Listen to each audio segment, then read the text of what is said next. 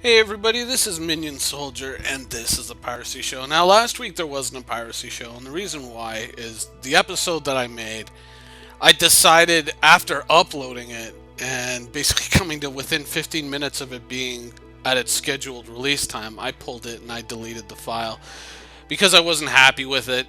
Um, I was a little bit mad, I will say, when I was making the video, and I just felt that it wasn't going to do anything productive, because as mad as you get about things sometimes, I mean, even Star Citizen related, relating to certain ships, getting mad isn't going to fix anything. So in the end, I just had to vent. So I will just chalk that up to the never seen and never aired episode.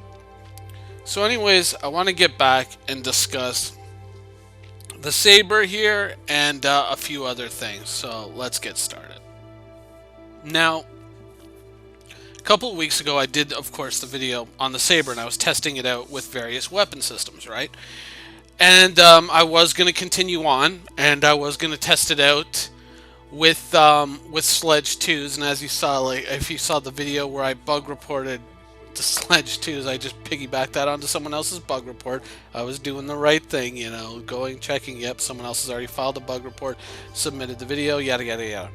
So I was going to talk about Sledge 2s and the possibility of, if you can actually drive the signature down on the Saber, just thinking theoretically in the future, if you could actually ever drive the signature on the Saber low enough so that the range of the Sledge 2s would exceed the detection range of the ship. So in the case of most ships wouldn't be able to see it, so they wouldn't know where the fire was coming from. That's kind of one of the ideas that I'm working on. Can't guarantee that that'll actually work, but Sledge 2s being the one weapon system that specifically says low signature in the sail, or in the in the flavor text, I wanted to see where that would go. But obviously fate had intervened, so I couldn't do that, and so then I did the other show, which didn't work out, yada yada yada. But what I was doing was I was testing all the weapon systems, the reasonable weapon systems that you can get and use on the Saber. But for right now, that's really all we can do. I mean, we can't really talk about these things like, signatures too much, because all the signature values that we have could go through sweeping changes, and probably will 100 times. I mean, we might see 20 iterations, but there'll probably be thousands of iterations at CIG. So, I mean, we can't really make any firm decisions about that kind of stuff. What we can do is we can, or what I do is I've kind of made a plan, a generalist plan moving forward of how I plan to employ the Saber. Now, my Super Hornets, of course, have been seen before. I've shown these ships a ton of times, and there's my Saber sandwiched in between them. I don't know why. Every time I try to rearrange my hangar, the Saber always ends up in the middle with the Super Hornets at the end. I've given up. But the thing of it is what I plan to do is I plan to take these two Super Hornets and put my two NPC pilots in them. And I plan to deck these things out to be, in terms of sensors, in terms of signature, to be the loudest, brightest ships that they can possibly be, and also to be the most, like, the strongest defensive fighters that they can be, even possibly at the expense of their armament. I want them to be just to be absolute tanks, and I want everyone to see them from a mile away. I want people to see them. I want people to go, there's two Super Hornets. We got to get them. Because what I plan to do is I plan to use those as sort of like, okay, now you can see what my left hand is doing, but you don't see what my right hand is doing. Hence the Saber. And that's why I have, this mix and match. Now, going back a long, long time ago, I made another video where this is the final iteration of that part of the plan, where at one point this was actually going to be 6 Avengers with 6 NPC pilots and 1 Saber as kind of like the quarterback of the team, sort of idea where these guys would just go out and just cause chaos, and the saber would just sweep in where it could and take people out who were otherwise distracted. That's always been the plan. But of course, that's all it can be right now because one, I can't take NPC pilots out. I can see the basic NPCs in Vandal Swarm working, but I don't know how my NPCs are going to work out. Now, of course, our NPCs, the ones that we have game packages for, are supposed to be the high-end ones, so we'll see. But that, in the broad strokes, is a bit of, is my plan more or less with the Saber.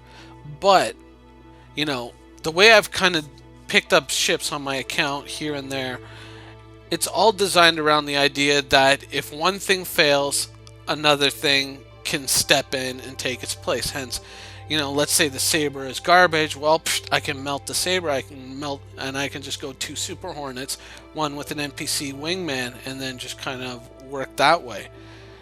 Or I can take these two, and let's just say the Vanguard ends up being awesome. I can make these guys wingmen for the Vanguard, get rid of the Saber, and that's that.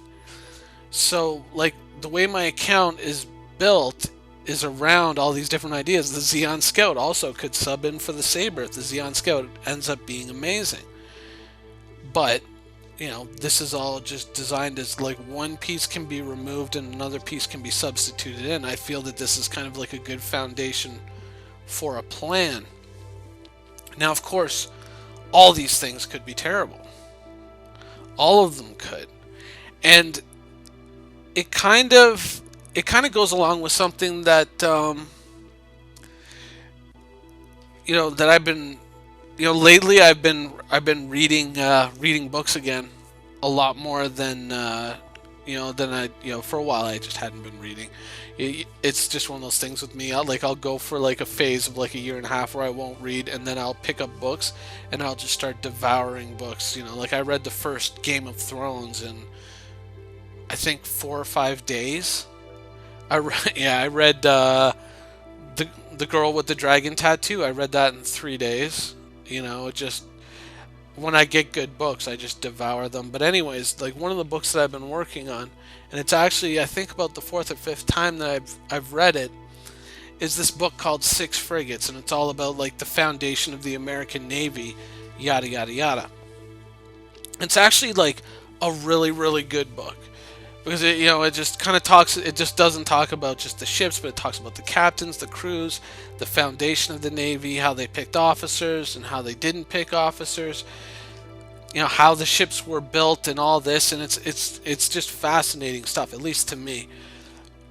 But I'm kind of breezing through the chapter right now where they're dealing with Tripoli, the Tripolitan War, and the Barbary Powers, and they're talking about sloops and corvettes and all these, raiding ships, and that got me thinking, because that new Corvette wheel, it's turning in the back of my head, it is. I can't deny it. I when I was playing EVE Online, I had a Nyx, which is a mothership. Still technically do have a Nyx somewhere logged off in space. But like the thing of it is like I got really sick of that ship because it was something that you always needed the whole fleet to be there with you to do things. If you ever tried to do anything without the fleet, you would be chastised to no end. But you always needed the whole fleet to come with you to do anything. I mean, it was kind of like, you're looking forward to getting in the ship and your pod finally floats up into it, and then you realize that you've basically become like a geriatric old man and you can't go anywhere and do anything without a whole bunch of people attending to you. You can't even wipe your own ass anymore. And that, that for a player like me, like I like to wander, I like to explore, and so I can't always afford the time to sit, say, hey, let's wait for this guy, let's wait for that guy, we gotta wait for this guy, we gotta wait for that guy.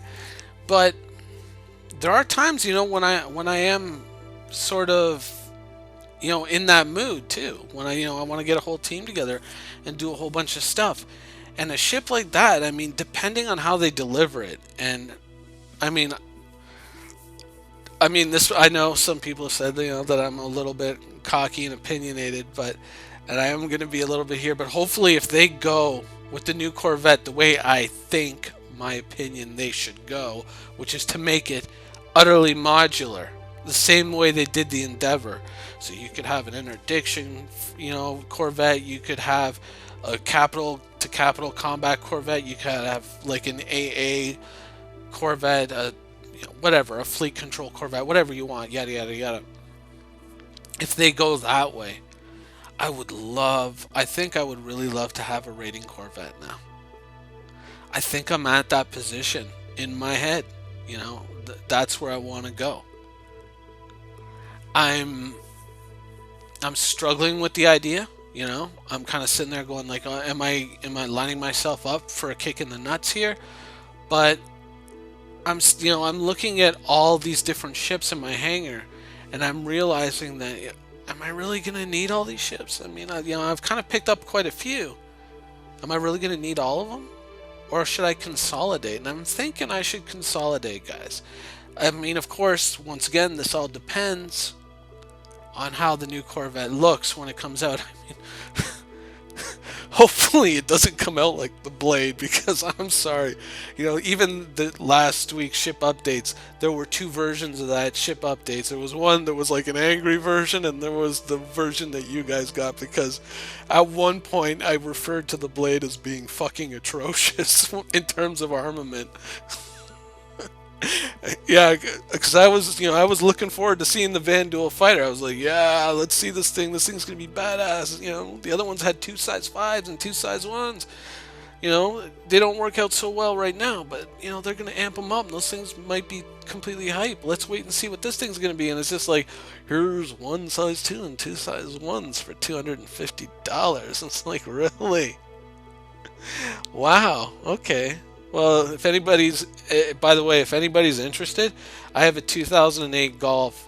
It's worth like $100,000. So yeah, if you want it, just send me a cashier's check, and I'll leave the keys under the under one of the front tires or something. You can come take it. It's red, if you're interested.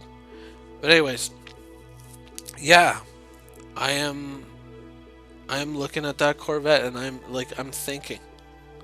I am really, really thinking, like, just to have like a pirate sloop or a Barbary Corsair, just one of these just raiding ships. I mean, just to open up combat at that higher level of, bigger ship-to-ship engagements. And I'm going and I'm looking at different ideas of Corvettes from different modern navies, and then looking at them in sci-fi, like, the Corellian Corvette, that ship from the beginning of Star Wars that the Star Destroyer is chasing, that sort of stuff. And I'm thinking, guys, I really, really am thinking.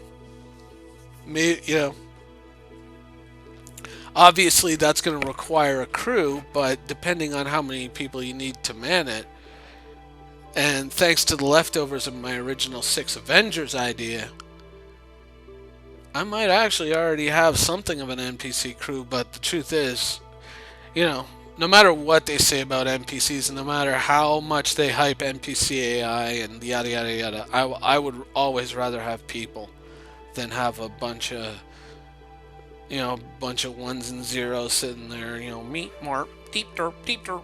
No, fuck that. I want people.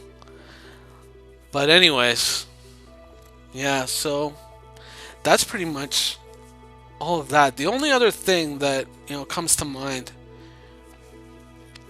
is the Xeon Scout, because I don't know if you guys have heard, but apparently in the new test server client, people are saying that the Xeon Scout is flyable. Now, I haven't seen any videos of it yet, but truth is, I really haven't looked at them or looked for them yet. I'm just trying to get this all done, because I've basically just come off of a straight up Daredevil Season 2 bender, which is like episode 1 to end in pretty much one shot.